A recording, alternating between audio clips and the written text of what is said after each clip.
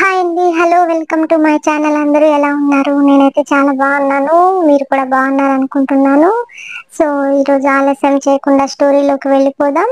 స్టోరీలోకి వెళ్ళిపోయే ముందు మీలో ఎవరైనా కొత్తగా నా ఛానల్‌ని వాచ్ చేస్తున్నట్లయితే ప్లీజ్ అండి నా ఛానల్‌ని సబ్స్క్రైబ్ చేసుకోండి. వీడియోస్ కనుక నచ్చినట్లయితే లైక్ చేయండి, షేర్ చేయండి, కామెంట్ చేయండి.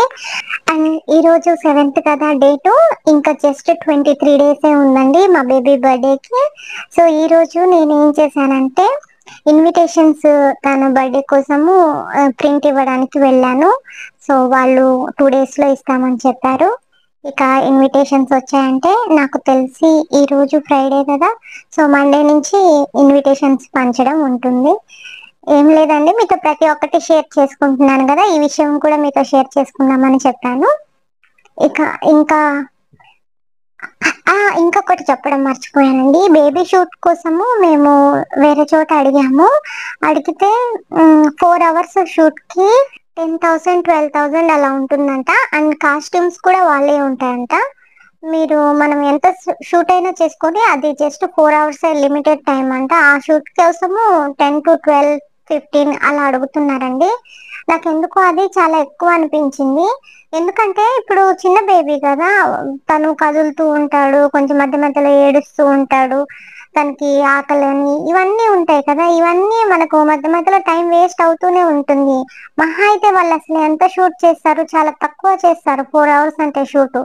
ఆ 4 అవర్స్ షూట్‌కి 10-15 మధ్యలో చార్జ్ చేస్తున్నామని చెప్పారు. నాకది ఎందుకో ఎక్కువ అనిపించిందండి. నేనిక్కడ వేరే వాళ్ళని కనుక్కుంటే. సో, తక్కువలో బెస్ట్ ప్రైస్‌లో బాగా మంచి క్వాలిటీతో షూట్ చేసేవాళ్ళు మీకెవరైనా తెలిసి ఉంటే నాకు చెప్పండి. మనం ఒకసారి ట్రై చేద్దాం. బేబీ షూట్ కోసము రీజనబుల్ ప్రైస్‌లో ఎవరైనా దొరికారంటే షూట్ చేయించుకుందాము. మీకు తెలిసుంటే కామెంట్ చేయండి. ఓకేనా? సో, ఇప్పుడింక మనం ఆలస్యం చేయకుండా స్టోరీలోకి వెళ్ళిపోదామండి. అప్పుడు నాకు 23 ఏళ్ళు. పీజీ చదువుతూ ఉండేదాన్ని. హాస్టల్‌లో ఉండలేక, హాస్టల్ ఫుడ్ నాకు సెట్ కాక సిటీలో నేనొక రూమ్ రెంట్‌కి తీసుకొని ఉన్నాను. మాది కాకినాడ. నేను చదువుకుంది వైజాగ్‌లో. వైజాగ్‌లో ఇల్లు రెంట్‌కి తీసుకొని ఉన్నాను. మా ఇంటి ఓనర్ నిజానికి చాలా మంచి వ్యక్తి. కాకపోతే అప్పుడప్పుడు కొంచెం వింతగా ప్రవర్తిస్తూ ఉంటారు. మా ఓనర్‌కి 45 సంవత్సరాలుంటాయి. భార్య లేదు. ఆ మధ్యనే భార్య చనిపోయింది. పోతే ఇక వాళ్ళింట్లో తన తమ్ముడు భార్య, ఓనరు ముగ్గురు కలిసి ఉంటారు. తన తమ్ముడు భార్యకు ఇంకా పిల్లలు లేరు. ఇదిలా ఉంటే మా ఓనర్ భార్య చనిపోయిన తర్వాత ఆయన మళ్ళీ పెళ్లి చేసుకోలేడు. ఎందుకంటే తన తమ్ముడు భార్యకి తనకి సంబంధం ఉందని, అందుకే తనని పెళ్లి చేసుకొనివ్వడం లేదని, ఒకవేళ అతను మళ్ళీ పెళ్లి చేసుకుంటే ఆస్తి మొత్తం వేరే ఎవరైనా వస్తే తనకి తన పిల్లలకి దక్కుతుందనేసి వాళ్ళ తమ్ముడు భార్య పెళ్లి చేసుకొనిస్తలేదనేసి అక్కడున్న కొంతమంది అనుకుంటున్నారు. ఇది ఎంతవరకు నిజమనేది నాకు కూడా పెద్దగా తెలీదు. నేను కూడా అంతగా పట్టించుకునేదాన్ని కాదు. నేను కాలేజ్‌కి వెళ్ళడం, రావడం, నా పని నేను చూసుకోవడం, నాకు కావాల్సింది నేను వండుకోవడం, తినడం ఇదే నా పని. నేను అసలేం జరుగుతుందో కూడా నేను పెద్దగా పట్టించుకునేదాన్ని కాదు. ఒకరోజు కాలేజ్‌కి వెళ్ళాను. ఇంతలోనే నాకు ఒకసారి ఊరికి రమ్మని మా నాన్న ఫోన్ చేశారు. సరే అనేసి ఇమ్మీడియేట్‌లీ కాలేజ్ నుంచి ఇంటికి తిరిగి వచ్చి మా ఊరికి వెళ్దామని బట్టలు సదురుకున్నాను. ఆ తర్వాత ఊరికి బయలుదేరుతూ ఎందుకైనా మంచిది ఒక 2 డేస్ వరకు రానని ఓనర్ వాళ్ళకి చెప్దామనేసి పైనుంచి దిగి కిందికి ఓనర్ వాళ్ళ ఇంటికి వెళ్ళాను. చాలా సేపటి వరకు డోర్ కొట్టాను. ఎవరు డోర్ ఓపెన్ చేయలేరు. దాంతో లోపలికి ఆంటీ ఉన్నారా అనుకుంటూ పిలుస్తూ నేను వెళ్ళాను. ఎక్కడా నాకు ఆంటీ కనిపించలేదు. ఎందుకైనా మంచిది ఒకవేళ కిచెన్‌లో ఉంటారేమో అనేసి నేను ఆ ఆంటీని చూసుకుంటూ కిచెన్‌లోకి వెళ్ళాను. నేను వెళ్ళేసరికి ఆంటీ వంట చేస్తూ ఉన్నారు. వెనుక నుంచి ఆంటీని అంకుల్ గట్టిగా హగ్ చేసుకొని ఉన్నారు. ఆంటీ అని ఒక్కసారిగా పిలిచాను. ఆంటీ ఉలిక్కిపడి నా వైపు తిరిగి తన చేతిలో ఉన్న కంటెను కిందికి వదిలేసింది. అప్పుడు తీరా తిరిగి చూస్తే అది అంకుల్ కాదు. అంకుల్ వాళ్ళ అన్నయ్య. అంటే దీన్ని బట్టి చూస్తే జనం చెప్పినట్టు తనకి తన తమ్ముడు భార్యతో సంబంధం ఉందనేది నాకు ఇంతకు ముందు చాలా మంది చెప్పారు. అది నిజమే అనేది నాకు వాళ్ళిద్దరిని చూడగానే అర్థమైపోయింది. వాళ్ళిద్దరిని అలా చూసి ఒక్కసారిగా సారీ సారీ అంటూ తల ఉంచుకున్నాను. ఆ తర్వాత నేను వెళ్తున్నా ఆంటీ ఒక 2 డేస్ వరకు నేను తిరిగి రాను. 2 డేస్ తర్వాత వస్తాను అని ఆమెకు చెప్పి బయలుదేరుతుంటే ఆమె ఒక్క నిమిషం అంటూ నన్ను పిలిచింది. చెప్పండి ఆంటీ అని నేను ఆమెను అన్నాను. నువ్వు మా ఇద్దరిని ఇలా చూసిన విషయం నా భర్తకు చెప్పకు. తనకి ఎట్టి పరిస్థితిలో ఈ విషయం తెలియకూడదు అని ఆంటీ నాతో చెప్పింది. సరే ఆంటీ, నేనేం చెప్పను, మీరు భయపడకండి అని చెప్పి నేను అక్కడి నుంచి తిరిగి బయలుదేరాను. నేను బయలుదేరుతుంటే అంకుల్ నన్ను అలాగే చూస్తూ ఉండిపోయాడు. నేను మౌనంగా తల కిందికేసుకొని వెళ్ళిపోయాను. ఆ తర్వాత 3 రోజులకు నేను తిరిగి మళ్ళీ వైజాగ్‌కి వచ్చాను. ఎప్పటిలాగే నేను కాలేజ్‌కి వెళ్తూ వస్తూ ఉంటున్నాను. ఇదిలా ఉంటే ఎప్పుడైతే ఆంటీని, అంకుల్‌ని నేను నా కళ్ళతో చూసానో ఆ రోజు నుంచి అంకుల్ చాలా వింతగా ప్రవర్తిస్తున్నాడు. నాతో కావాలనే పదే పదే మాట్లాడడానికి ట్రై చేస్తున్నాడు. అంతేకాకుండా నా వైపు అదోలా చూస్తున్నాడు. కానీ అతని ప్రవర్తనను నేను పట్టించుకునేదాన్ని కాదు. అతను నా వైపు చూస్తున్నా గానీ నేను సైలెంట్‌గా లోపలికి వెళ్ళిపోయేదాన్ని. మరి అతను ఎందుకు అలా చూసేవాడో నాకైతే అర్థమయ్యేది కాదు. అలా కొద్ది రోజులు పోయాయి. ఒకరోజు నేను ఎప్పట్లాగే కాలేజ్ కని బయలుదేరుతున్నాను. మేడ మీద నుంచి కిందికి దిగుతుంటే ఆంటీ బట్టలు ఆరేస్తూ కనిపించింది. నన్ను చూసి ఒక్కసారిగా నా దగ్గరకు వచ్చింది. నేను, అంకుల్ ఇద్దరం వేరే పని మీద ఊరు వెళ్తున్నాం. తిరిగి రావడానికి వారం రోజులు పడుతుంది. పెద్ద అంకుల్ ఒక్కడే ఇంట్లో ఉంటాడు.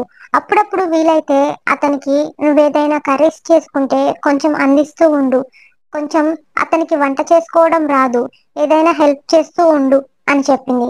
సరే ఆంటీ, నేను హెల్ప్ చేస్తాను అని ఆంటీతో చెప్పి నేను వెళ్ళిపోయాను. ఆ తర్వాత నేను రోజులాగే సాయంత్రం 5 గంటలకు కాలేజ్ నుంచి ఇంటికి తిరిగి వచ్చాను. నా కోసం అని నైట్‌కి వంట చేసుకున్నాను. ఆ తర్వాత అసలు అంకుల్ వంట చేసుకున్నారో లేదో వెళ్ళి ఒకసారి చూద్దామని అంకుల్ వాళ్ళ ఇంటికి వెళ్ళాను. అంకుల్, మీరు వంట చేసుకున్నారా? మీకేమైనా భోజనం తీసుకురానా అని అతన్ని అడిగాను. లేదమ్మా, ఆల్రెడీ ఆఫ్టర్నూన్ ఆంటీ వంట చేసి వెళ్ళిపోయింది. ఈ రోజుకి అవసరం లేదు, ఈ రోజుకి సరిపోతుంది, రేపు చూద్దాంలే అని చెప్పాడు. సరే అంకుల్, నేను వెళ్తున్నాను, మీకేదైనా అవసరమైతే చెప్పండి అని తనతో చెప్పి నేను తిరిగి వస్తుంటే ఒక్క నిమిషం ఆగు అని చెప్పాడు. చెప్పండి అంకుల్ అన్నాను. కొంచెం సేపు కూర్చోవచ్చు కదా, నేను కూడా ఒక్కడనే ఉన్నాను, బోర్ కొడుతుంది అని నన్ను అదోలాగా అడిగాడు. నాకు భయం వేసి, లేదు అంకుల్, నాకు చాలా చదువుకునేది ఉంది, నేను తర్వాత వచ్చి కలుస్తాను అని అక్కడి నుంచి తప్పించుకొని నేను తిరిగి నా రూమ్కి వచ్చేసాను. మళ్ళీ మరుసటి రోజు ఎప్పట్లాగే నేను త్వరగా నిద్ర లేచి నా పాటికి నేను టైం అయిపోతుందని హడావిడిగా రెడీ అయిపోయి కాలేజ్కి బయలుదేరాను. తిరిగి సాయంత్రానికి మళ్ళీ ఇంటికి చేరుకున్నాను. అప్పుడు కూడా నేను వంట చేసుకొని మళ్ళీ అంకుల్ దగ్గరకు వెళ్ళి ఫుడ్ ఏమైనా కావాలన్నా అంకుల్, వంట చేసుకున్నారా అని అడిగాను. ఇంకా చేసుకోలేను వంట అని చెప్పాడు. సరే, మీరు చేసుకోకండి, నేనే మీకు ప్రిపేర్ చేసి తీసుకొస్తాను అని అంకుల్తో చెప్పాను. సరే అమ్మా అని చెప్పాడు. ఆ తర్వాత నేను వెళ్ళి డిన్నర్ ప్రిపేర్ చేసి మళ్ళీ ఫుడ్ తీసుకొని వచ్చి అంకుల్కి ఇచ్చాను. నేను వచ్చేసరికి అంకుల్ టీవీ చూస్తూ కూర్చున్నారు. వెంటనే అంకుల్ని పిలిచి హాల్లోనే ఫుడ్ పెట్టేశాను. హాల్లో కాదమ్మా, తీసుకెళ్ళి కిచెన్లో పెట్టు, నేను తర్వాత సర్వ్ చేసుకుంటాను అని చెప్పాడు. కిచెన్లో పెట్టి తిరిగి వస్తుంటే కొంచెం సేపు కూర్చోవచ్చు కదా అని మళ్ళీ అడిగాడు. చెప్పండి అంకుల్ అని నేను అలాగే కూర్చుండిపోయాను. అలా కొంచెం సేపు ఇద్దరం మాట్లాడుకుంటూ ఉండిపోయాం. మాటల్లో మీ వైఫ్ కి ఏమైంది అంకుల్ అని అడిగాను. తనకి ఆరోగ్యం బాగోలేక చనిపోయింది అని చెప్పాడు. మరి మీరు ఎందుకు పెళ్లి చేసుకోలేరు అని అతన్ని అడిగాను. పెళ్లి చేసుకోవాలని నాకు ఉంది, కానీ నాకు సమయం కుదరలేదు, నాకు పరిస్థితులు అనుకూలించలేదు, అందుకే నేను చేసుకోలేకపోయాను అని అంకుల్ చెప్తూ బాధపడ్డాడు. అలా ఇద్దరం మాటల్లో కాస్త ఒకరి పర్సనల్ ఒకరు మాట్లాడుకునేదాకా వెళ్ళిపోయాం. అంకుల్, నీకెవరైనా బాయ్ ఫ్రెండ్స్ ఉన్నారా అంటూ నన్ను అడగడం మొదలు పెట్టాడు. లేదా అంకుల్, నాకు ప్రస్తుతానికి ఎలాంటి బాయ్ ఫ్రెండ్ లేడు, ఎవరూ లేరు అని అంకుల్తో చెప్పాను. అదేంటి, ఇప్పుడు నీ వయసు 23 సంవత్సరాలు, ఇంత వయసు వచ్చినా కానీ నీకు బాయ్ ఫ్రెండ్ లేడా? బాయ్ ఫ్రెండ్ లేకుండా ఎలా ఉంటున్నావు అని అంకుల్ నన్ను అడిగాడు. అలా ఏం లేదు అంకుల్, ప్రస్తుతానికి నా కాన్సన్ట్రేషన్ మొత్తం నా చదువు మీదే ఉంటుంది అని అంకుల్తో చెప్పాను. నీకు విషయం తెలుసా, నాకు 18 ఏళ్లకే గర్ల్ ఫ్రెండ్ ఉండేది, నీకు 23 ఏళ్ళు వచ్చినా గానీ బాయ్ ఫ్రెండ్ లేడంటున్నావు. ఏంటమ్మా ఇలా ఉంటే ఎలా? ఈ రోజుల్లో ఈ జనరేషన్ వాళ్ళు అసలు ఎంత ఫాస్ట్ గా ఉంటున్నారు, నువ్వేంటి ఇంకా ఎక్కడో పాత జమానాలో ఉండిపోయినావు అంటూ అంకుల్ నన్ను సతాయించడం మొదలు పెట్టాడు. ఆ తర్వాత కొంచెం సేపటికి, సరమ్మా నువ్వు ఇక్కడ కూర్చో, నేను వెళ్ళి స్నానం చేసి వస్తాను అని స్నానానికి వెళుతున్నాడు. అంకుల్ నేను వెళ్ళిపోతాను, మీరు స్నానం చేసుకోండి, నేను మళ్ళీ వస్తాను అని అంకుల్తో చెప్పాను. పర్వాలేదులేమ్మా, నేను 5 minutes లో వస్తాను, నువ్వు కూర్చొని ఉండు, టీవీ చూస్తూ ఉండు, నీ రూమ్ లో ఎలాగో టీవీ కూడా లేదు కదా, నువ్వు అప్పటి వరకు టీవీ చూస్తూ ఉండు అని చెప్పి అంకుల్ స్నానానికి వెళ్ళాడు. నేను కూడా అలా సరదాగా టీవీ చూస్తూ ఉండిపోయాను. ఒక 10 నిమిషాల తర్వాత బాత్రూమ్ లో నుంచి శ్రవంతి శ్రవంతి అంటూ పిలుపు వినిపిస్తుంది. ఏంటి అంకుల్ నన్ను పిలుస్తున్నాడు అనుకుని దగ్గరకు వెళ్ళి చెప్పండి అంకుల్ అని అడిగాను. అక్కడ సోఫాలో టవల్ పెట్టి మర్చిపోయానమ్మా, కొంచెం అందించవా అని అడిగాడు. సరే అంకుల్ అని నేను మళ్ళీ వెనక్కొచ్చి సోఫాలో ఉన్న టవల్ తీసుకొని అతనికి అందిస్తున్నాను. అతను బాత్రూమ్ లో నుంచి చెయ్యి బయటకు చాపి టవల్ అందుకుంటున్నాడు. నేను అతని చేతికి అందిస్తుంటే ఒక్కసారిగా అతను టవల్ పట్టుకొని గట్టిగా లాగేశాడు. నేను డోర్ తోసుకుంటూ లోపలికి వెళ్ళి అంకుల్ మీద పడిపోయాను. అప్పటికే అంకుల్ ఒంటి మీద నూలు పోగు లేకుండా ఉన్నాడు. నేను అంకుల్ ని అలాగే చూస్తూ ఉండిపోయాను. అతను కూడా నేను పడిపోవడం నన్ను అలా గట్టిగా పట్టుకుండిపోయాడు. అదే సమయంలో అంకుల్ చేయి తగిలి షవర్ ఆన్ అయింది. అసలుకే అంకుల్ ఒంటి మీద నూలు పోగు లేకుండా ఉండిపోయాడు. అతన్ని చూసి నేను కళ్ళు కప్పుకున్నాను.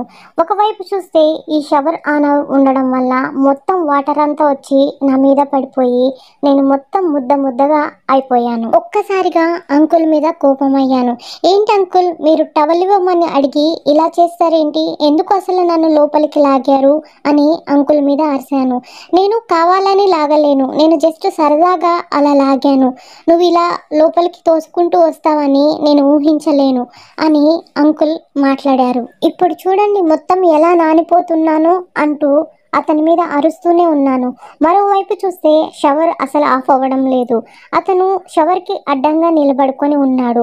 అలాగనేసి నన్ను బయటికి వెళ్ళనిస్తలేడు. కొంచెం తప్పుకోండి, కనీసం నేనైనా బయటికి వెళ్తాను అని అంకుల్ని అడిగాను. సరే సరే వెళ్ళు అంటూ తను పక్కకు తప్పుకున్నాడు. తప్పుకున్నట్టే తప్పుకొని తన కాలు అడ్డం పెట్టాడు. నేను మళ్ళీ ఒక్కసారిగా జారి అతని ఒళ్ళో పడిపోయాను. ఎప్పుడైతే అతని ఒళ్ళో పడిపోయానో అతను ఒక్కసారిగా నా నడుము పట్టుకొని నన్ను దగ్గరకు లాక్కున్నాడు. అప్పుడే అతనిని నేను అంత దగ్గరగా చూడడం అదే మొదటిసారి. అతని కళ్ళల్లో ఏదో తెలియని ఆత్రం కనిపిస్తుంది. అతను అస్సలు వదలడం లేడు నన్ను. అతను నన్ను చేతులు వేసి ఎక్కడ పడితే అక్కడ చేతులు వేసి నిమురుతున్నాడు. ఇంతకు ఆ షవర్ కూడా ఆఫ్ చేయడం లేదు. ఒకవైపు నుంచి చూస్తే పైనుంచి వాటర్ పడుతూనే ఉంది. మరోవైపు చూస్తే అంకుల్ చేతులు నన్ను ఎక్కడ పడితే అక్కడ తరుముతున్నాయి. మరోవైపు చూస్తే నేను మొత్తం తడిచి ముద్దయిపోయి ఉన్నాను. దాంతో నా శరీర అవయవాలన్నీ బయటకు స్పష్టంగా కనిపిస్తున్నాయి. సిగ్గుతో నేను నా 2 చేతులతో నా శరీరాన్ని కప్పుకుంటున్నాను. నేను ఎంత కప్పుకున్నా కానీ అంకుల్ మళ్ళీ నా చేతుల్ని తొలగిస్తూ నన్ను దగ్గరకు లాక్కుంటూ ఉన్నాడు. అలా అతను దగ్గరకు లాక్కుంటూ ఒక్కసారిగా తన పెదాలతో నా పెదాల మీద ముద్దు పెట్టాడు. ఎప్పుడైతే అంకుల్ నా పెదాలను ముద్దు పెట్టాడో అప్పటి వరకు కోపంతో రగిలిపోయి అరుస్తూ ఉన్న నేను ఒక్కసారిగా నిశ్శబ్దంగా అయిపోయి ఏమీ మాట్లాడలేకపోయాను. అలా అతను పెదాల మీద తన పెదాలను పెట్టి అస్సలు తీస్తలేడు. ఒక 4 నిమిషాల పాటు అలా కంటిన్యూగా ముద్దు పెడుతూనే ఉన్నాడు. ఆ పైనుంచి వస్తున్న షవర్ వాటర్కి నాకు కనీసం బ్రీతింగ్ కూడా అందటం లేదు. మరోవైపు చూస్తే ఇద్దరం తడిచి ముద్దయిపోవడంతో అంకుల్ శరీర అవయవాలు నా శరీరాన్ని బాగా గట్టిగా తాకుతున్నాయి. నాకు స్పష్టంగా తెలుస్తుంది అతని స్పర్శ నన్ను తాకుతుంది అనేసి. దాంతో నాకు అసలు ఏమీ మాట్లాడలేకపోయాను. నేను ఎంత అరిచిన దాన్ని కాస్త ఒక్కసారిగా నేను సైలెంట్ అయిపోయాను. అతను ఏమి చేస్తున్నా కానీ నేను సిద్ధమే అన్నట్టు నేను మౌనంగా ఉండిపోతున్నాను. ఆ తర్వాత అతను ఉన్నట్టుండి ఒక్కసారిగా నన్ను బెడ్రూమ్లోకి తీసుకువెళ్ళాడు. నాలో కోరికలు రగిలిపోతున్నాయి. కంట్రోల్ చేసుకుందామన్నా కానీ నాకు అవడం లేదు. ఒకవైపు తడిచి చలికి వణికిపోతున్న నా ఒళ్ళు ఉన్నట్టుండి ఒక్కసారిగా ఆ ముద్దుతోటి అలాగే అంకుల్ శరీర స్పర్శతోటి ఒక్కసారిగా వేడెక్కిపోయింది. అతను ఏమి చేస్తున్నా వద్దు అనలేని పరిస్థితి. నాకు ఇంకా కావాలి, నన్ను ఏదో ఒకటి చెయ్యి అనేలాగా నా శరీరం కోరుకుంటుంది. అలానే అంకుల్ నన్ను బెడ్రూమ్లోకి తీసుకువెళ్ళిన తర్వాత నా బట్టలను ఒక్కొక్కటిగా విప్పడం మొదలుపెట్టాడు. అతను ఏం చేస్తున్నా కానీ నేను నో చెప్పలేకపోతున్నాను. మా ఇద్దరి శరీరాలు తడిచిపోయి పరస్పరం ఒకరి మీద ఒకరిని దాడి చేసుకుంటూ ఉన్నాయి. అలా అతను ఏమి చేస్తున్నా కానీ నేను ఏమీ చెప్పలేక ఇంకా అతని చర్యకు ప్రతిచర్య ఇస్తున్నాను. అలా కొంచెం సేపటి తర్వాత ఇద్దరం మొత్తానికి సెక్సువల్గా కలిసిపోయాం. ఒక అరగంట తర్వాత మాకు ఒంటికి పట్టిన కామం వదిలిపోయిన తర్వాత చూసుకుంటే మేమిద్దరం విచ్చలవిడిగా ఒంటి మీద నూలు పోగు లేకుండా అలా పడి ఉన్నాము.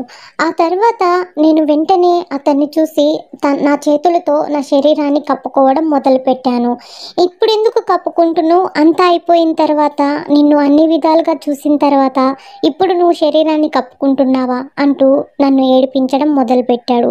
ఆ తర్వాత ఏంటి అంకుల్ ఇలా చేశారు, అసలు ఎందుకు కొంచెం కూడా మీరు ఆలోచించలేకపోయారు నా గురించి అని నేను అంకుల్ని మళ్ళీ అరవడం మొదలుపెట్టాడు. తప్పేముంది, అసలు 23 సంవత్సరాలు వచ్చినా కానీ నువ్వు ఇలా ఏమీ చేయకుండా ఉన్నావంటేనే వింతగా ఉంది. ఇప్పుడే నీ వయసుకు అలాగే నువ్వు చేసిన దానికి ఒక అర్థం ఉంది అంటూ అతను మాటల్లో మభ్య పెట్టేశాడు. ఆ రోజు నుంచి ఎప్పుడు కావాలన్నా అప్పుడు అంకుల్ నన్ను అలా కలుస్తూ ఉండేవాడు.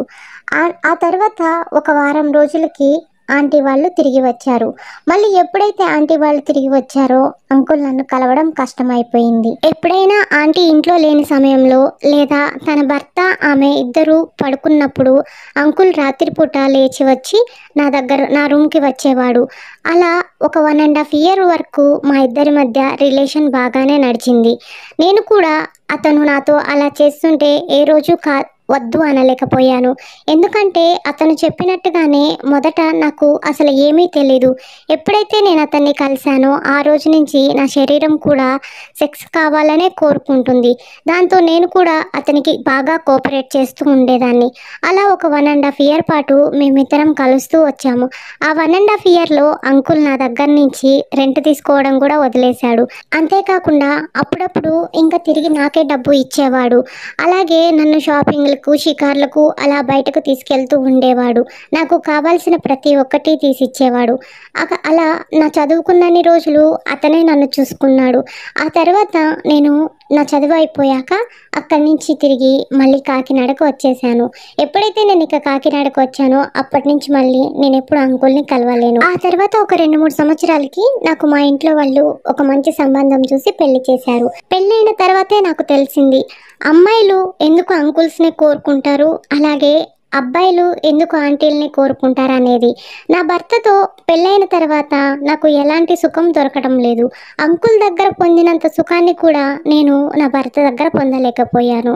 ఈ విషయాన్ని నేను మీతో షేర్ చేసుకోవాలన్నా కానీ నాకు ఒక రకంగా చెప్పాలంటే సిగ్గుగానే అనిపిస్తుంది, కానీ చెప్పక తప్పడం లేదు. సో ఇదండి ఈరోజు స్టోరీ.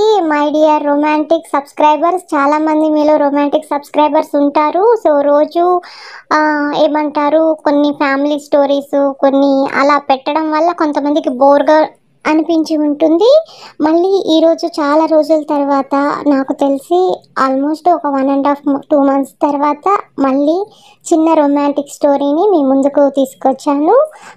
స్టోరీ ఎలా ఉందో కమెంట్ చేయండి. అలాగే వీడియోస్ కనుక నచ్చినట్లయితే లైక్ చేయండి, షేర్ చేయండి, కమెంట్ చేయండి. నా ఛానల్ని సబ్స్క్రైబ్ చేసుకోవడం మర్చిపోకండి ప్లీజ్ అండి, నాకు సపోర్ట్ చేయండి. అండ్ మీతో నేను ఒక మంచి విషయాన్ని ఇంకొక 2-3 daysలో చాలా ముఖ్యమైన విషయాన్ని షేర్ చేసుకోబోతున్నాను. ఇప్పుడు కాదు, ఒక 2-3 days తర్వాత షేర్ చేసుకుంటాను. Until then keep smiling, bye.